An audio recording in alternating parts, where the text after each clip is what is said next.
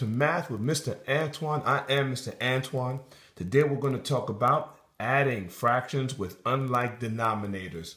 Now before we start, we have to make one thing clear. The main idea when we're adding anything is that we have to remember we're adding the same units. For example, if I had one marker and I had one pencil, and if I talked about adding them together, I don't have two of anything. I just have one pencil, one marker. They're not the same thing, not the same unit. But if I had one marker and added it with three markers, we have, ta-da, 4 markers. The reason we can add them is because they are all the same thing. They're all markers. So we have to add things that are the same unit. That's the main principle when we're adding. It's the same thing that's going to happen with fractions. Let me show you.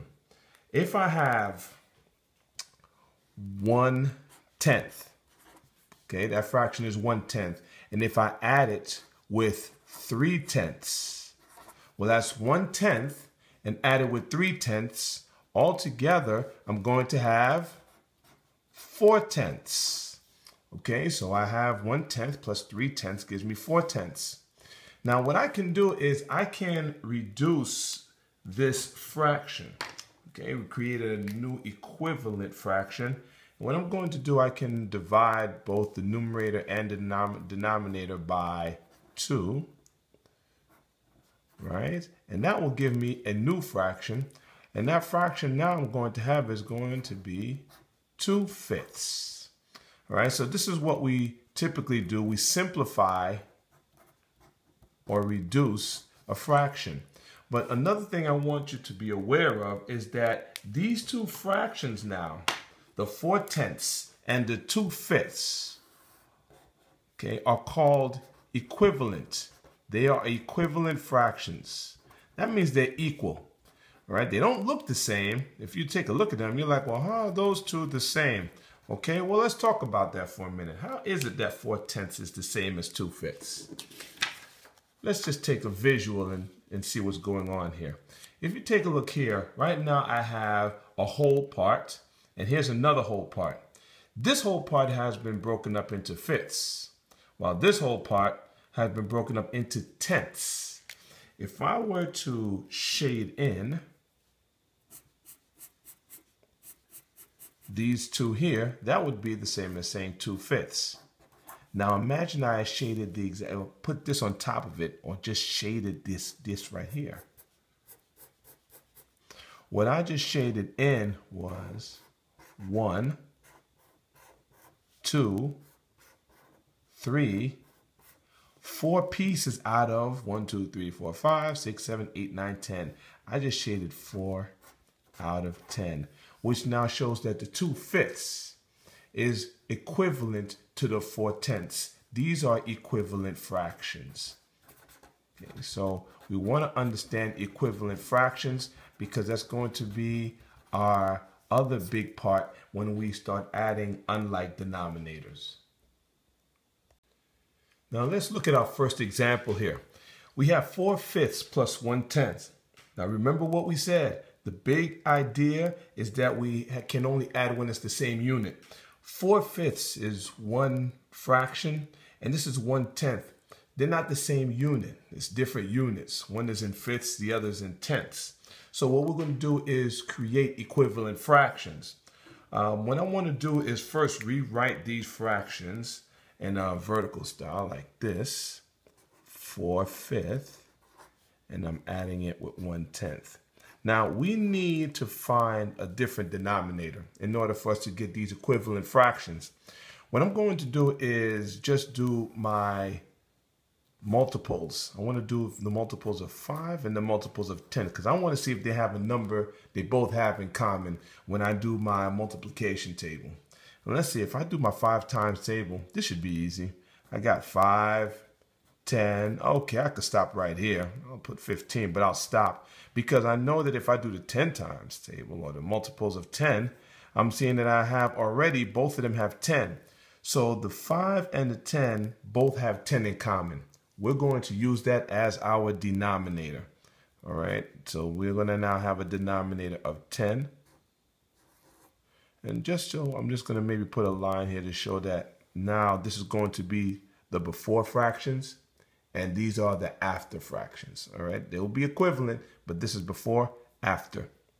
Okay, now for the first one, I have 4/5. Now I know my denominator is 10. So now I'm saying it's 5 times a number. 5 times what they gave me, 10. It took me 2 times, right? That's 5 times 2 to get this 10 as a denominator. Well, if I'm going to multiply the denominator by 2, well, let's multiply the numerator by 2. We're multiplying everything by 2. And if I multiply the numerator by 2, 4 times 2 is 8.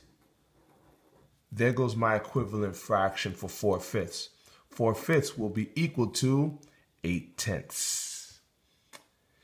For this one over here, since it's 1/10, pretty much will be the same, but let's just go through the mathematics.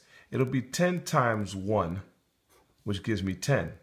Well, if I multiply this by 1, I'm going to multiply the numerator by 1 also, making it that I now have 1/10. So 1/10 again is equal to 1/10. Now notice that I now have my equivalent fractions. So I really don't need this anymore because now this is what I'm adding. They both have the same denominator, which is 10. So now that means they have the same unit. I can add them. 8/10 plus 1/10 is equal to 9/10. So what we have again is going to be, if I rewrite it, it'll be 4/5 plus 1/10. It will be equal to 9/10. Okay, that's our first example. Okay, here goes our second and last example. We have 3/8 added to 1/6. Again, both of these are different units. This is in eighths. This one is in sixths. So we have 3/8 added with 1/6.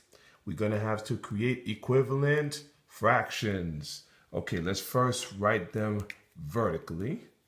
It's going to be 3/8 being added with 1/6. Okay, this one might be a little challenge, not that bad, but we have to find a multiple that both 8 and 6 share. So pretty much we'll do the same thing we did before. We're just going to do the 8 times table. See, I'm making a table here for I'm going to do my 8 times and I'm going to do my 6 times table. So I'm going to do the multiples of 8 and the multiples of 6. Let's start with 8. I have 8. Next is 16, 24, 32. Let's stop here. Let's see what happens when I do the multiples of 6. So I have 6. Next is 12. Okay, then I have 18 and 24. I can stop right here because already I see that they both have 24. Again, this is called the lowest common multiple, also known to many as the LCM. All right, the LCM. So now we're going to take that 24. That will now become my denominator. So my denominator is now 24. Okay. All right, I'm going to put a line here. Again, this is my before, my after. All right, let's now look for the numerators. What we need to do is find the equivalent fractions. So I'm going to start with the first one. 8 times what? It took how many multiples to get to 24? That took 3 times. So if I took 8 times 3, that's what gave me this 24. Well, let's do the same thing now with the 3. The 3 times 3 will now give me 9. So my new equivalent fraction will be 9/24 for 3/8. Let's do the same thing with the 1/6.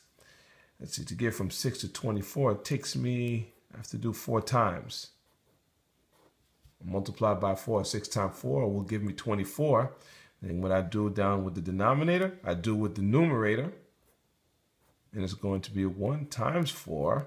So now I'm going to get 4/24 as my equivalent fraction. So now, again, if I cover this up, I have two new fractions, and if right now they are both the same unit. That's 9/24 being added with 4/24.